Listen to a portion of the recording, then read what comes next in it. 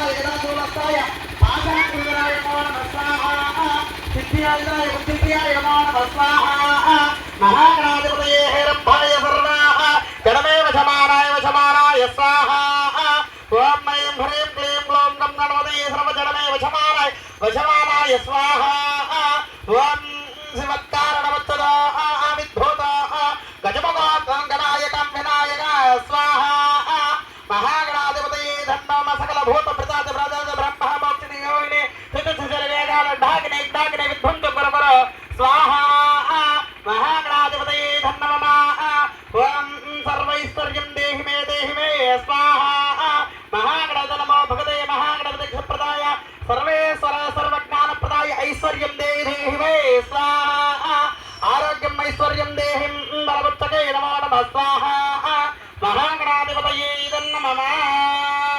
అందరూ కూడా నమస్కారం చేసుకొని చెప్పండి. ఓం సూర్యారిష్టేతో కొద్ది సౌండ్ తగ్గాయ. ఓం సూర్యారిష్టేతో సంప్రాప్తే సూర్యహోమాంచ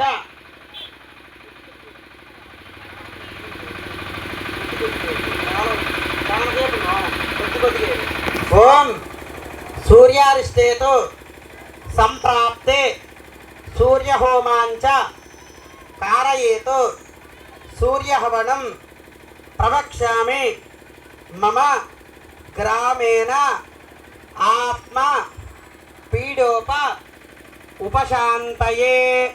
అందరూ కూడా మంచిగా సూర్యగ్రహాయ నమః కూడా చేస్తుండండి. ఎందుకయ్యా అంటే మన యొక్క జాతకంలో సూర్యుడు మంచి స్వక్షేత్రం అనుకోండి, రాజున్నతము అంటే మంచి పదవి, మంచి విలువ, నలుగురిలో సభ్య యొక్క సమాజంలో మనకి మంచి కీర్తి ప్రతిష్టలు దొరుకుతాయి. మన యొక్క సూర్యుడు మన యొక్క జాతకంలో బాగున్నట్లయితే, అదేవిధంగా సూర్యుడు మన యొక్క జాతకంలో స్వక్షేత్రంలో ఉన్న సూర్యుడికి అర్చన చేసిన మనిషికి ఉన్నటువంటి నేత్ర సంబంధిత రోగాలన్నీ కూడా తొలగిపోతాయి సూర్యుడికి చేయడం వలన. అందుకని మంచిగా హోమం చేసేంతసేపు కూడా సూర్యాయ నమః అనుకుంటూ ఉండండి.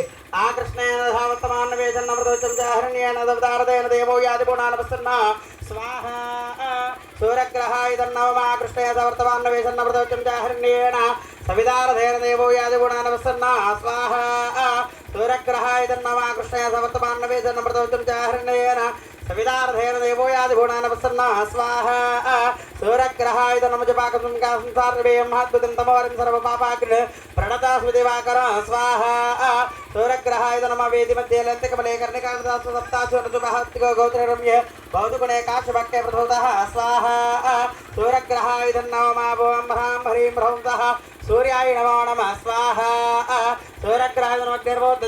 దేవదేవమాపాకృతాగ్నిన్మధే స్వాహ ఓం గద్రుద్రాయ ప్రతిమధైవేడుష్టవాయ తమధైవతే మాగ్నతమృతే స్వాహ సూర్యగ్రహాయ నమః. సజమాన సూర్యగ్రహ దోషణ అందరూ కూడా నమస్కారం చేసుకోండి. అసజమాన సూర్యగ్రహ దోషణ వారు సూర్యగ్రహ అనుగ్రహ ప్రసాద సిద్ధిరస్తో చెప్పండి. మంచిగా మనస్ఫూర్తిగా చెప్పాలి. ఏదో పైకి అయ్యగారు అన్నాడు కానీ పలకొద్దు. ఎందుకంటే మీ మంచి కోసం పలికిచ్చేది. మీ అందరితో చెప్పాల్సిన అవసరం లేదు. కాకపోతే ఏంటంటే మీరందరూ పలకడం వలన మన యొక్క జాతకం బాగుంటే ఆటోమేటిక్గా మనం మంచి వృద్ధి చెందుతాం, మంచిగా బాగుపడతాం. అందుకనే సమస్త దోషాలు తొలగిపోతాయి. అదే ఇంట్లో హోమం కాల్చాలంటే ఎంత అయింది? ఓ 10,000 అయింది. మరి మన గ్రామం తరపున చేయిస్తున్నారు కదా, ఆడ